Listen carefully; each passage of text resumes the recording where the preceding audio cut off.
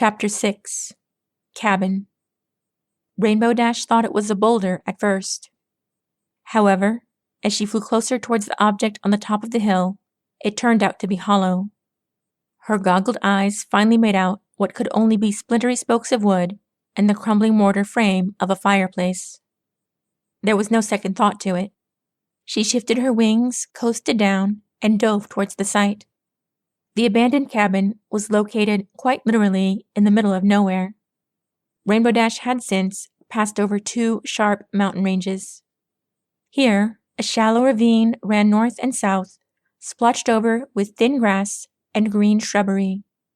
In the center of this ravine, surrounded on all sides by forested mountains, was a lone, run-down cottage. It was as alien could be. It called to her like a kindred spirit. She touched down in a flat yard of grass bordering the cabin. Blades of grass splattered her limbs with cold dew as she trotted slowly around the structure. The golden glow of early morning electrified the scene with a rising platinum mist. Stray butterflies took off and fled lazily from Rainbow's presence as she approached the doorframe to the crumbled house. Standing upon the threshold, Rainbow raised her shaded goggles and stared nakedly upon the junk-laden interior of the place. There was no surviving ceiling, so that every bit of the cabin's contents had been soaked to the brim with moisture, mildew, and the mountain's perpetual breath of fog. There was a bed in the corner, its rusted springs overgrown with vines and flowers. A tattered mattress had spilled over. It must have once made a home for winged creatures, judging from the threadbare nests, half stuffed in its fluffy folds. The fireplace was full of dried logs, painted over with green mold and algae. Rainbow Dash wondered who had left the pieces of lumber there, unlit, as if some pony was once planning on a peaceful evening alone. She glanced around the lengths of the place. There was no sign of another soul having been there for ages.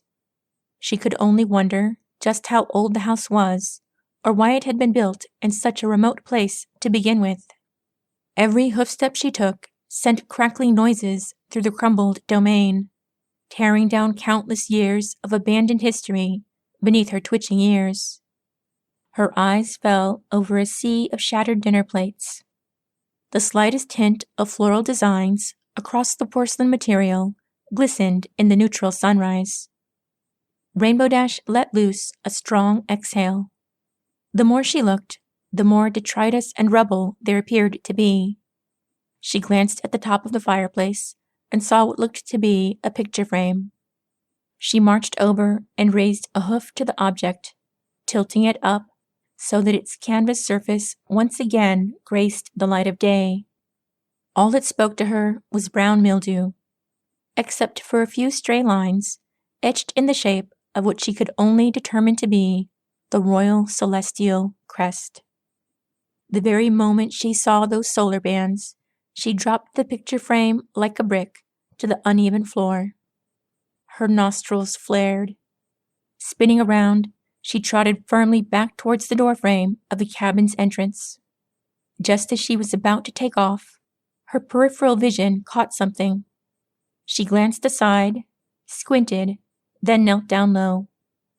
In the wooden surface of the broken doorway were 2 initials, carved within the unmistakable outline of a heart. E.E. and E.G. Rainbow Dash's lips pursed. Her wings flexed briefly. She wondered who could have left those initials, how old they had to have been, if the pony who first etched them there could still be alive or not. She pondered over how many ages had gone by, cold winters and dew-laden summers, during which those lone and seemingly insignificant letters had lingered lonesomely, abandoned in the vacuum of 2 steep mountain ranges, only for one soul and one soul alone to eventually stumble upon them. Were they made for her? Could she have possibly given them the proper attention they deserved? Were the souls who scratched them into the annals of history properly vindicated from their existence? Rainbow Dash had flown by herself over valleys, mountains, rivers, and plateaus. She had pierced the penumbra of stars and the pale gaze of the moon. Only now did she feel suddenly and hideously alone. A lump formed in her throat. The pendant weighed heavily. She trotted numbly away from the cabin like a pony possessed. Suddenly, though, she stopped. Her head lifted up, her mane being caught in a warm gust of morning air. She turned around, stared at the cabin again, and smiled. Firmly, she trotted into the cottage. She fetched several of the logs that had been left in the fireplace. Opening her saddlebag, she pulled her metal hatchet out and clamped it in her teeth. Using the instrument with expert precision, she hammered 4 of the logs into the ground so that they acted as signposts. Next, she pulled loose a fallen panel of oak from the cabin wall itself. She slid this over and propped it in between the 4 logs. She gazed proudly at her work. Not even the strongest blizzard could shove this erect plank of lumber down. Next, she squatted before the wooden panel and aimed carefully with the sharp edge of her hatchet. With strong teeth, she leaned forward, back, left, and right so that she etched several sharp lines against the pale surface of oak. It took the better part of an hour, but she was convinced that what she made would last for decades. Once her work was done, she slid the hatchet back into her saddlebag, took a few steps back, and stared at the panel. 5 names shone in the golden light cascading across the valley. The sign was arranged so that the letters would catch the sunlight at both dawn and sunset. It didn't make Rainbow Dash feel any less lonely, but the sight felt a great deal holier than it was before she arrived. Satisfied with her task, she turned her back to the names, stretched her goggles over her face, and soared sunward, allowing the heat of the birthing day to melt her thoughts into obscurity.